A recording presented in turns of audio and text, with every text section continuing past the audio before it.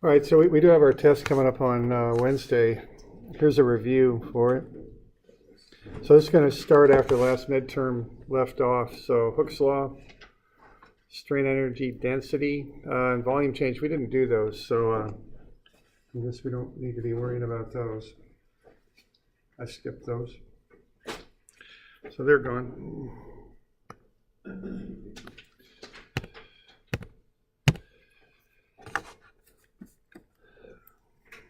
So that's gone, that's gone. Then we did plane strain, deformations, strains on a given element. We did 3 kinds of sketches, kind of a schematic sketch like on problem 231, rectangular plate where we held the lower left-hand corner as a reference. 221B was an example of that, then a circle on 235. And we did pressure vessels, and when we went into biaxial stresses, and then torsion. Okay, so that's the stuff that we covered. Okay, we got some example problems there. These are just old test problems. I think I've mentioned before. Just be sure you're, studying the homework and the stuff we did in class, as well as looking at these review problems. Looks like some basic torsion there on the first one. Okay, this one's kind of indeterminate there. It has some aspects in it that are indeterminate, so you kind of have to work through this one, go through the angle at B on this one. This one's a pressure vessel problem going into biaxial. Okay. This is a biaxial strain, where you've got that line at 54 degrees. We want to find out how long it is after the strains are applied. And then we got another one here. This is probably worth a look here. This one here, what we've got is a plate that has some stresses on it, and you've got the material properties there to the lower right. What happens here sometimes is with this strength stuff, the equations take a long time to work through them. So sometimes in the past I've done them this way, where I ask you how to do something. In this case, it's find the stress or strain in the x direction. Okay, so find the normal strain in the x direction. All right, and then I give you some information, and I say you don't have to actually calculate it. Tell me how you would do it is what is going on here, okay? And so what I did there, I just set up a table with an equation, column to put the equation you'd use. Then tell me what you'd put into the equation, and tell me what you'd get out of it, okay? So to find the strain in the x direction, what you would do is you would start with equation 9, because you got 2 of the material properties, but you also need Poisson's ratio. So if you look on your formula sheet, equation 9 has that relationship between Eg and nu. Right?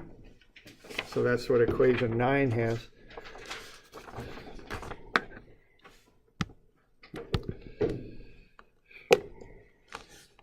All right, so equation 9 basically tells us that E, and my pen isn't working right at the moment, so we'll work through this with the mouse.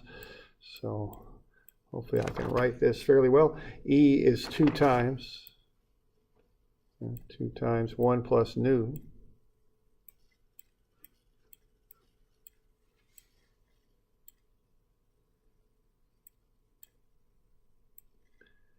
Times G, all right?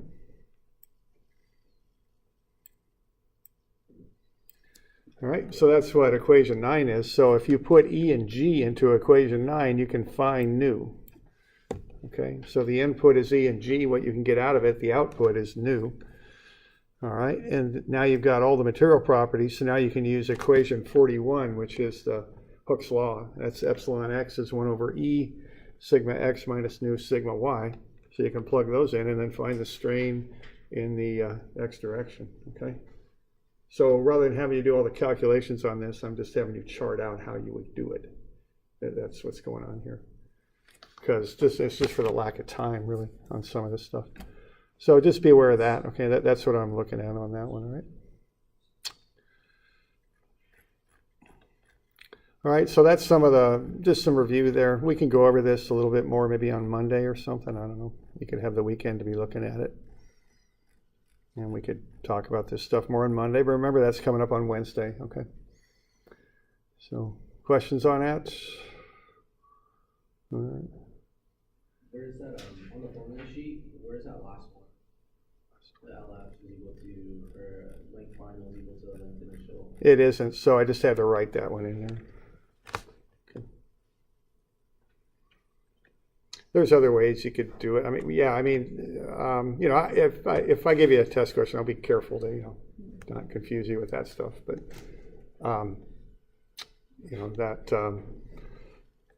that's just a basic way I could ask you, you know, how to solve something as opposed to actually solving it out. That's the idea.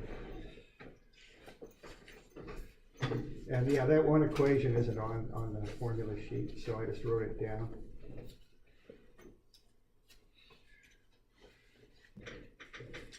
All right, so you got any questions? Other questions on that?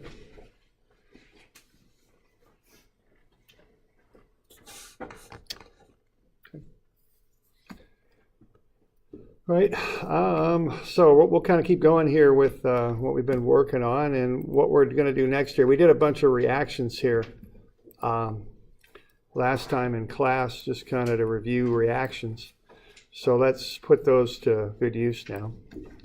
And let's see what we can do here to write up shear and moment equations, because what we want to be able to do here when we're designing a beam is we're going to want to know what the internal shear and moment are. Once we know those things, we can go ahead and design the beam. So there's a couple ways to do this. You can do it with equations, and you can do it with diagrams. So let's have a look. So I'm on page 750 is where I'm at. So what we're after here is what's happening inside the beam. That's what we want to know. All right. So on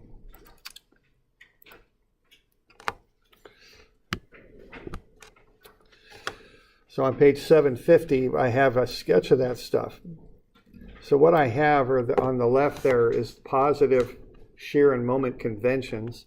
Positive moment conventions curl the beam up, okay? So positive moment, depending on which side of the beam you're on, looks like that. So of course, the silly way to remember that is positive moment will make the beam smile, okay? Now, positive shear is kind of funny because we normally work from left to right. So positive shear, what it does is it acts down as you work from left to right. So if you make a cut there and put positive shear on it, it'll look like that. It points down. We kind of have to remember that one, okay, as we work through these. So what we're going to do here is we're going to find the reactions first, and then we're going to make a cut through the beam wherever we want to find shear and moment, draw up a free body diagram, and then use statics to solve for the internal forces that are required to keep the beam in equilibrium. That's the deal. We generally set x equals 0 on the left-hand side of the beam. That's the convention. All right, so I got a couple examples here. These are examples that I think we've already found the reactions for, I'm pretty sure. Yeah, we have. So 770. Yesterday we found the reactions. So 770 is a cantilever. So what we have then is a triangular load there that starts at B and goes to C and goes from 0 up to 1800 newtons per meter. So that's a distributed load, triangular. So I go through the reactions there, the process of doing that, just like we did yesterday. And this is the same problem that we'd done yesterday, so we already figured this one out. You know, that was on page 762 when we did that. So we've got the reactions, a couple moment reaction there of 20,250 counterclockwise at A. And then we've got a force reaction of 4,050 at A going up. Okay. So those are the reactions. All right, so now what we want to do is break the beam into different sections that have consistent loading on them. So anywhere from A to B, what we've got for our load is that reaction right there, and then really there's no load on there, so it's a pretty simple free body diagram. Once we get past B, though, we're going to need to draw up a new free body diagram that would look something like that. So we're going to have two free body diagrams on this thing that we're going to use. One that goes anywhere between A and B, and then once we get past B, it changes, but it'll be one free body diagram anywhere from B to C. Okay, so that'll hold.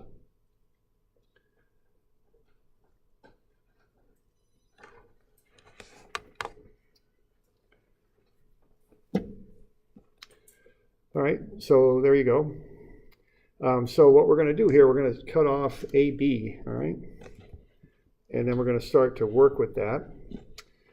So what's if you're going to turn AB into a free body diagram, let's see how we would do that, all right? So what we're going to have then on AB is we're going to have that upward load, which is the reaction at A. And we're also going to have the couple. So that goes over here on the left, all right? So we want those in there.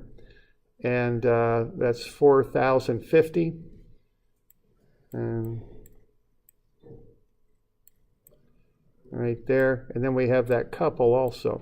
So those are going to go in there, okay? And then we've got the 20,250.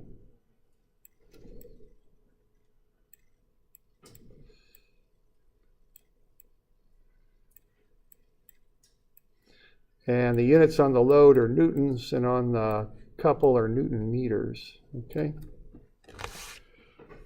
Now we're going to come over some distance here, and that distance is arbitrary, so we're just going to call that x is what we're going to do, all right? Now there's no load between A and B on the beam, so we don't really have to show anything there because there isn't anything there. Okay? So what we're going to then do is put the shear and moment in their positive sense here. So they're going to look like that and like that. That's positive shear. So that'll be V, and I'll subscript that AB because that'll hold anywhere between A and B. And then I've got a moment over here too. Same subscript on that because that's the moment that would hold anywhere between A and B. Okay. So what we're really doing here is we're saying that X is, I guess you could say greater than or equal to 0 and less than 2. That's the interval we're writing up here. That's AB. So what we're doing here will hold anywhere between 0 and 2 for X. That's the idea. We're all right with that? Okay.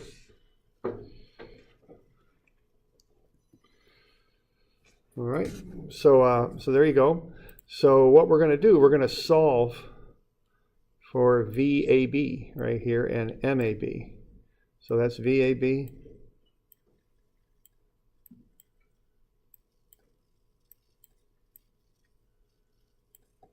And then curling up counterclockwise there is MAB. So we want to get that on there as we did on that last slide there. And we just want to solve for them, okay?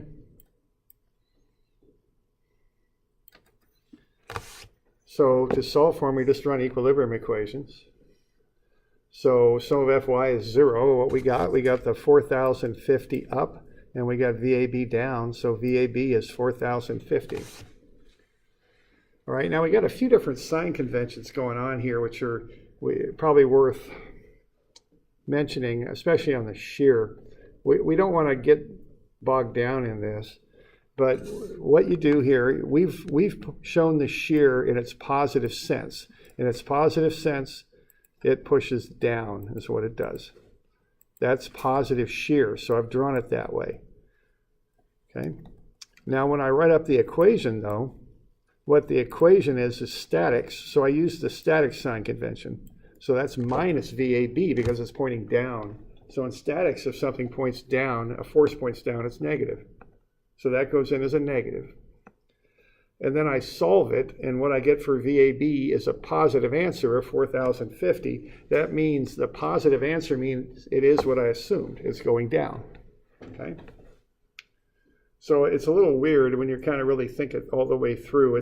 But the bottom line on this is when you work left to right, which I will want you to do, put the shear in there down when you make a cut, and then just don't worry about it. Just go ahead and solve it out. It's not really significant much after that, okay? The next step is to do a statics equation.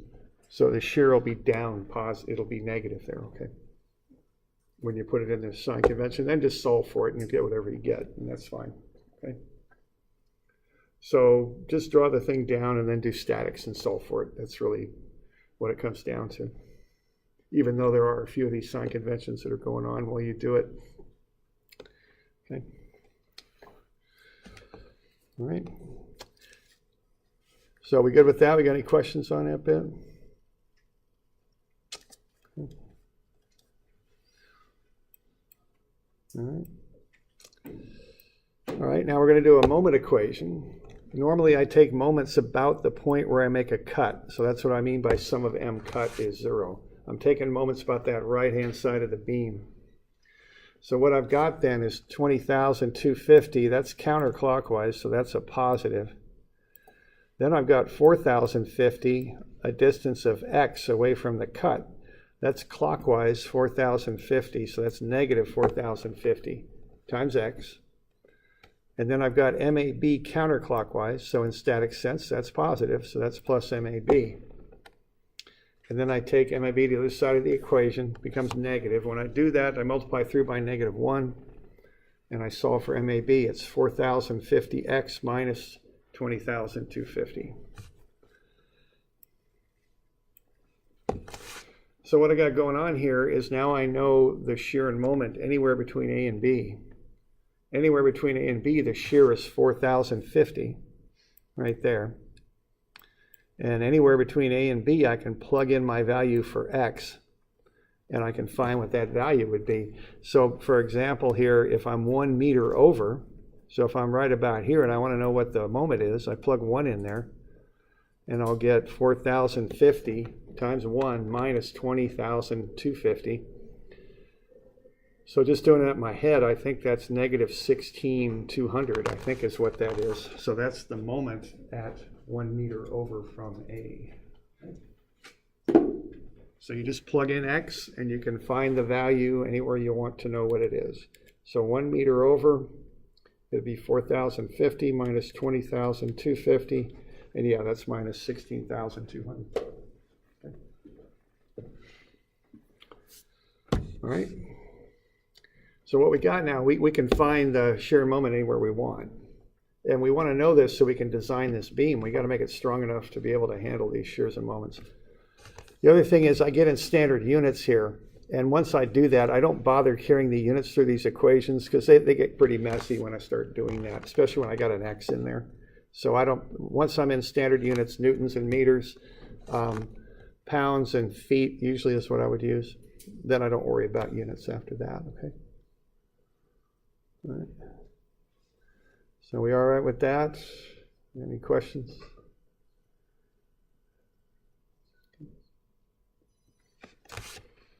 All right. Now the next one, as you can see, gets a little bit more involved. All right. So we got a little bit of stuff to be doing on this one. So what I've got then is a partial free body diagram. I didn't put some stuff in there that we would need. So we're going to want to get some of that stuff filled in. All right, so over on the left, it looks like I just forgot to put these reactions in, so we want to do that, okay? So what I've got here is we want to put in these reactions because they're part of the loading, so be sure you get those in there. So that's 4,050.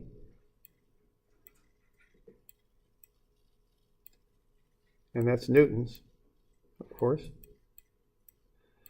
And then we've got that couple coming around too, and that's 20,250.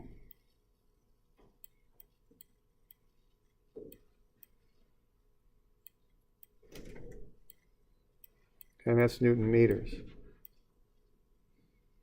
Okay, so there's the free body diagram. Now I got a couple other things to fill in here too, though. I've got the moment and the shear on the right, so that's good.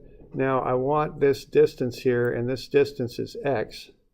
As you work your way from the left-hand side, that's x equals 0. So or on the right-hand side, that's would be a distance of x. Now we also know this is 2 right there. Okay, that's the distance from A to B.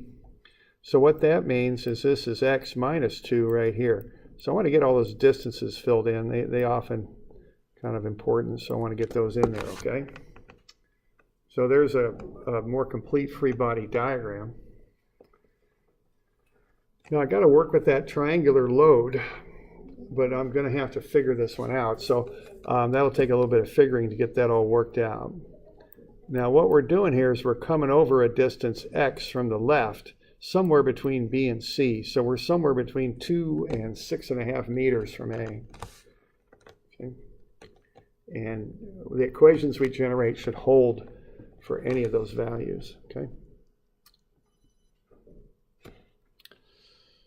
All right, so let's kind of figure out what's going on with that triangle. Now, if you go back and look at what that triangle is doing, it's a straight line. It's got a slope of 1,800 over 4.5. It's rising 1,800 newtons per meter over 4.5 meters. Okay, so the slope of that thing is what I'd want to start with, and that's 1,800, because that's the height it rises to. And it rises to that height over 4.5, which is the x value. Okay. So if I take 4.5 and divide it into 1,800, I think I'm going to get 400 if I'm not mistaken. I'm not sure, but I think that's what I'm going to get. And that didn't work out too well. Let's try that again. So 1,800 divided by 4.5. Yeah, that's 400. So the slope of the line on that triangle is 400, is what it is. Okay. Okay, now the height, what that's going to be is going to be the slope times whatever that distance is. Well, the distance is x minus 2. Okay. So as you work your way across that triangle, that triangular load, the height will be 400 times whatever x minus 2 is. Okay, that'll be the height. And then the area, so that's going to be 400x minus 800 is what I called that, okay? So that's going to be 400x minus 800. So that's the height. Now the area, we're going to have to treat it like a triangle, okay? So we're just doing a good bit of geometry here, okay? So what we're going to do for the area is we're going to take 1/2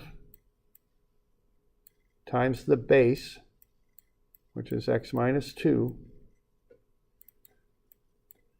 and then times the height, 400x minus 800. And if we get that, then we got the area of the triangle. Now what the area of the triangle is the load that's pushing down. Okay.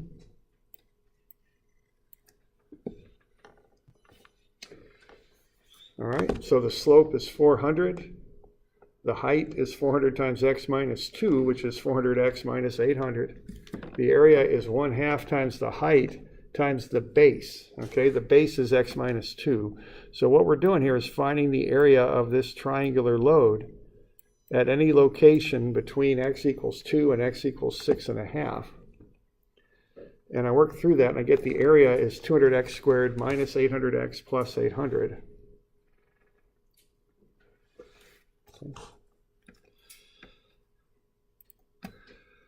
All right, so once I've got that, what I can do is I can write up these equations, okay?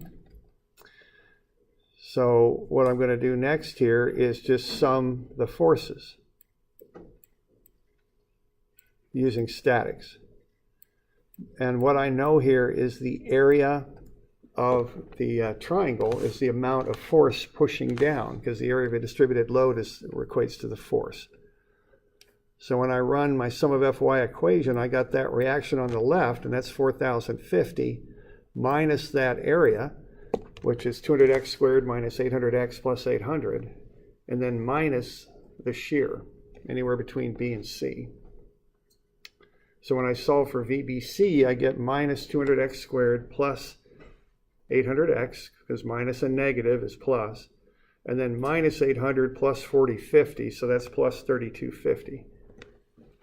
So again, if I plug any value of x between 2 and 6.5 into that, I'll find what the shear is at that location. Okay.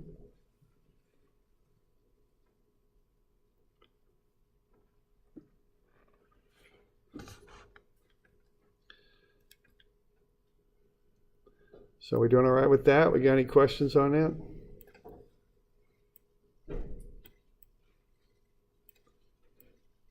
Okay. Now the moment is a little bit more involved, but just one part at a time here. So what I'm going to do, I'm going to take the 4,050 times the moment arm of x. That's going to go clockwise around, so that's negative. I've got a couple up here, which is counterclockwise, so that's 20,250 positive. I don't put a moment arm on that because that's a couple. It's already got the moment arm in it. And then what I'm going to do is I'm going to take the area of this triangle. That will be the force, and that acts at the centroid of the triangle. The base of the triangle is x minus 2. The centroid of a right triangle is a third of the base over from the right angle, so that'll be x minus 2 over 3. I'm going to multiply that, so the area is the force. The x minus 2 over 3 is the moment arm. Okay. And then plus MBC. Okay. So once I got that, that's my equation to get to find that internal moment at any location x between 2 and 6.5. And then I just have to solve it. So I bring that negative MBC over and I collect what's left. So I got the 4,050x plus 2250 plus the 200x squared minus 800x plus 800 times x minus 2 over 3. Then I bring that 1/3 out and I keep the x over 2. Then I multiply, the x minus 2. Okay, I bring the 1/3 out, the over 3 part I bring out front. Then I factor the x minus 2 through the 200x squared minus 800x plus 800. And I get this long 4-term expression. Then I divide it through by 3. I collect terms, and then I multiply through by -1. Okay? So you'll notice I'm not skipping steps on the algebra here. I'm being real careful, okay? I think I've told you my little story about designing a road intersection that was the size of this room with inverted crown coming into a regular crowned road with an angular change and grade changes and all that. It took me a week, okay? And you just can't drop negative signs when you're doing that. You can't afford that. If you drop one on Monday, it's just really going to be bad news on Friday, okay? So, and now we all make mistakes. Don't get me wrong, but learn how not to make mistakes, okay? I make the fundamental assumption that I make mistakes, okay? That's my operative assumption. I'm going to screw up. I take all these steps to mitigate that. That's my mentality, okay? Nice and slow. Take a little extra time because you'll burn a lot of time chasing a mistake down. That takes a heck of a lot of time, a lot more time than not making the mistake in the first place, okay? So that's why I'm doing this, all right? So just step by step, okay? And, I know you get in a hurry when you're in school and all that. You skip stuff and all that, but learn how to discipline yourself and do this. It saves you time, and things get busy when you're working too. You got to learn how to manage your time and handle that, okay? So we good with that? Getting down there? Okay. So that's the deal, okay? All right, that was fun. So we got another one here. We're good with that. We already did the reactions, so we got them. They're 3,300 at C and 12,000 at A. We've got, what do we got here? Did I put this on 2 pages? Because this thing is so, yeah, I sure did. Okay, so we got 2 pages of this, man. This is pretty good stuff. Okay, so what we got here, we got the reactions. All right, so we got a trapezoidal load here going from A to B. So we got to handle that, all right? So how do we handle a trapezoid for some variable distance x? See, because we're going to start here at the reaction, the 12,000, and work our way out some arbitrary distance x to where we're going to cut somewhere between A and B. That's what we're doing here. All right. So we want to put the loads on the beam. So what we're doing here is we're going to put the 12,000 on the left. That's the reaction. Okay, now I've got a base of x for this trapezoid, and what I'm doing, I'm cutting any arbitrary distance between A and B to generate that thing. All right, so these distances here, this will be to the, what I'm doing, I'm breaking this thing up into a rectangle and a triangle. So the centroidal distance for the rectangle will be x over 2. And for the triangle, I'm coming from the vertex there on the left. So that'll be 2x over 3. So those are the dimensions to get to those centroids. All right, now this is going to get a little bit involved here. So let's look at this one. You know, it's all just basic geometry, but we got to do this step by step. Now here's the deal here. This thing, we're starting at 7,200. We know that. Okay, then we're going to start dropping as we work our way across. And if we look at how far we're dropping, we're going 3 meters and we're dropping from 7,200 down to 3,000. Okay, so what's going to happen here is we've got a slope on this line right here. Okay. And that's a negative slope because it's going down. And it's dropping, what's it doing here? It's dropping 4,200 from 7,200 down to 3,000. So I know the slope on that is negative 4,200. And it's dropping over that distance of 3. Okay. So I know that that slope is negative 1,400. Okay, when I divide that out.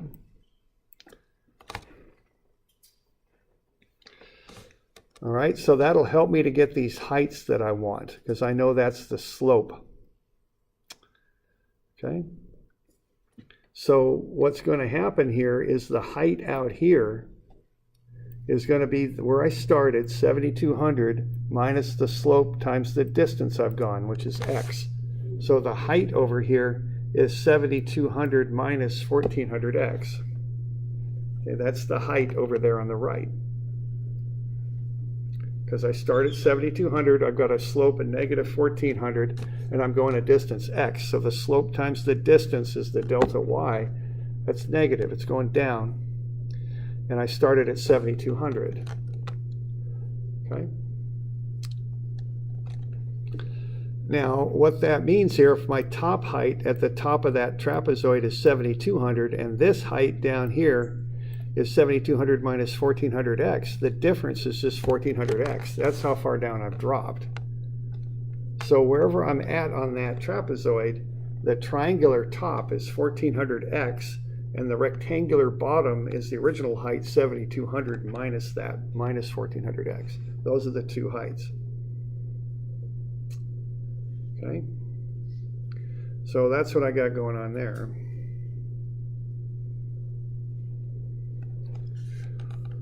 So, what I'm going to do here now, once I've got that drawn up, is I'm going to find the area of the triangle and the area of the rectangle.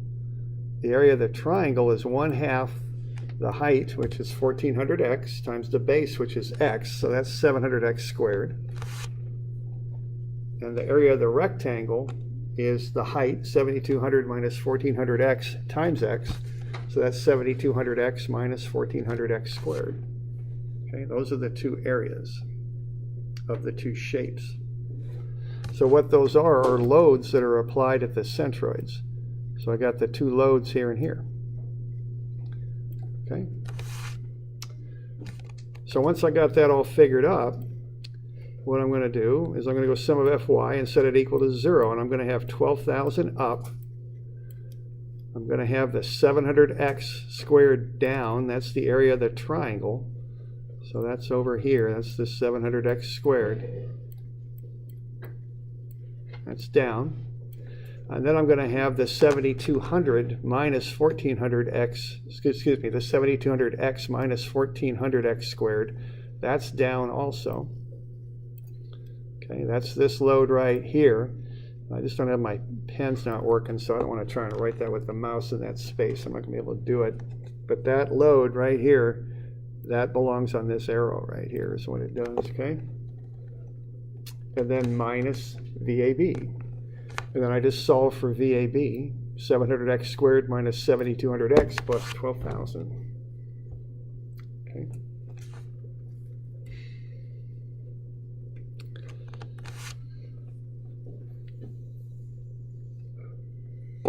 All right, now I'm going to cut there too. I made that cut, and that's how I'm getting those internal shear and moment. So I got MAB that I need to solve for also. So I'm going to have the 12,000 times the moment arm of x. I'm going to have the area of the triangle, 700x squared times its moment arm, which is 2x over 3. And then I'm going to have plus, let's see, we got the, okay, so what that is, this 12,000 is a negative moment because that's going to come around clockwise. The 700x squared is positive because it's counterclockwise.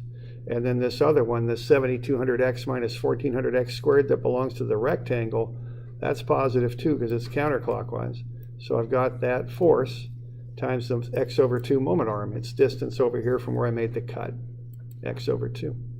And then I put in plus MAB. And then I go ahead and go through the steps on solving that out and solving it for MAB. That's the last little part of that.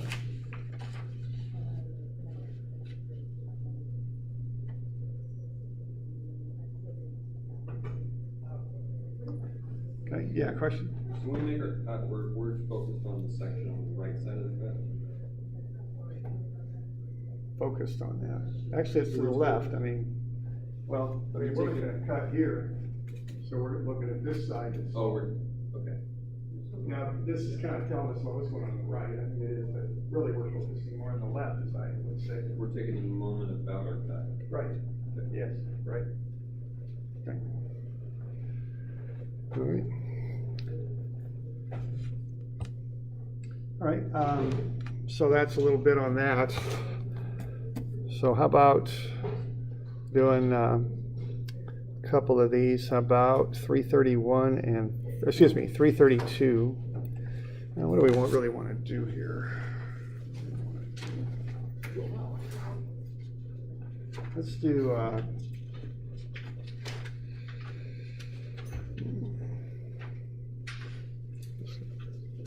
yeah, we'll do 332 and 333.